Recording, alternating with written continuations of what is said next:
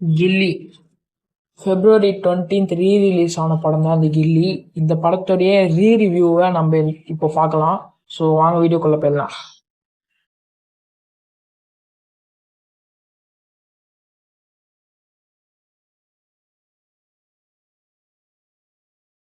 கில்லி படம் 2004 வந்தப்போ பார்த்தவங்களும் இருக்காங்க.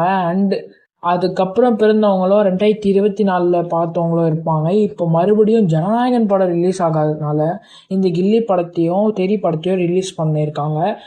கில்லி படம் 20 February ரிலீஸ் ஆயிடுச்சு. இப்போது தெரி படம் 27th February ரிலீஸ் ஆக போகுது. அதாவது அடுத்த வாரம் ஃப்ரைடே ரிலீஸ் ஆக போகுது. சரி வளவலன்னு பேசாமல் கில்லி ரிவ்யூக்குள்ளே போயிடலாம். எத்தனை தடவை பார்த்தாலும் இந்த படத்தில் வர celebrations, dance, action scenes, comedy scenes சலிக்காத ஒரு படமாக தான் இந்த கில்லி படம் தெரியுது. இது என்னதான் சன் டிவியில் போடலன்னாலும் கேபிள் சேனல்ஸில் போடுறாங்க. அதை பார்த்து ரசிக்கலான்னு போனால் ஆடு போடுறாங்க. இப்போ நிம்மதியாக தியேட்டரில் 2.5 மணி நேரம் கொடுத்து ஒரு ₹100 கொடுத்து 2.5 மணி நேரம் உக்காந்து பார்க்குற படம் ஜாலியாக என்ஜாய் பண்ணிட்டு பார்க்கலாம். வீட்டிலலாம் அப்படி பார்க்க முடியாது. தியேட்டரில் ஆடி பாடி கத்தி கொண்டாடி பார்க்குற படம் தான் இந்த கில்லி.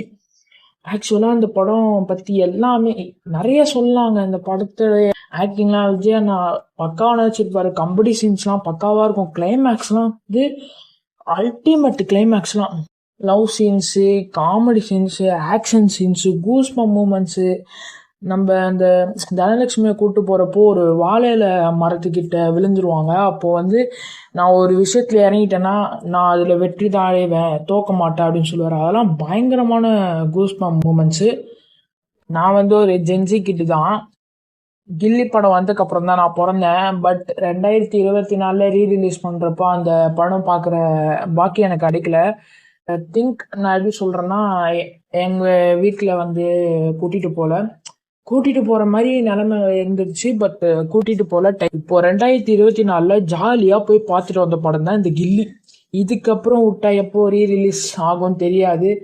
இந்த படத்தெல்லாம் கமலா தியேட்டரில் உட்காந்து பார்த்தா அந்த ஃபீலே தனிங்க. நம்ம வந்து பக்கத்தில் இருக்கிற தேட்டரில் தான் போனோம். பட் அங்கேயும் செலிப்ரேஷன்லாம் பக்காவாக இருந்தது.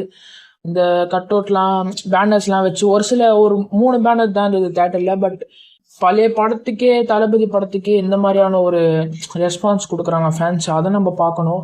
சுற்றி ஃபுல்லாக பேனராக இருக்கிற படம்னா அது புது படம். பழைய படத்துக்கே 3 பேனர் வைக்கிறாங்கன்னா அது பெரிய விஷயம்.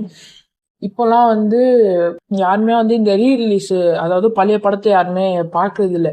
ஆனால் இந்த படத்தை செலிப்ரேஷன்ஸ்க்காகவே எல்லாரும் போய் பார்ப்பாங்க.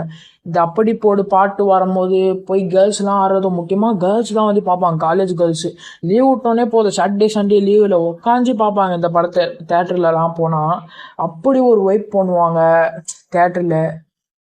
நான் போன ஷோவில் கேர்ள்ஸும் இருந்தாங்க, பாய்ஸும் இருந்தாங்க. 2 பேருமே ஒய்ப் பண்ணிட்டு இருந்தாங்க. நான் வந்து ஒரு ஃப்ரெண்ட்ஸ் கேங்கோட தான் போனேன். பக்காவாக என்ஜாய் பண்ணிட்டு இருந்தாங்க இந்த படத்தை. இப்போவும் சொல்கிறேன், ஒரு ஜெம்முங்க இந்த படம். பக்காவான ஒரு ஜெம்மு இந்த படம். இதை விட்டா நம்மளுக்கு எப்போ ரிலீஸ் ஆகும்னு தெரியாது. ரிலீஸ் ஆகுறப்போ இந்த படத்தை கண்டிப்பாக பார்த்துடணுங்க.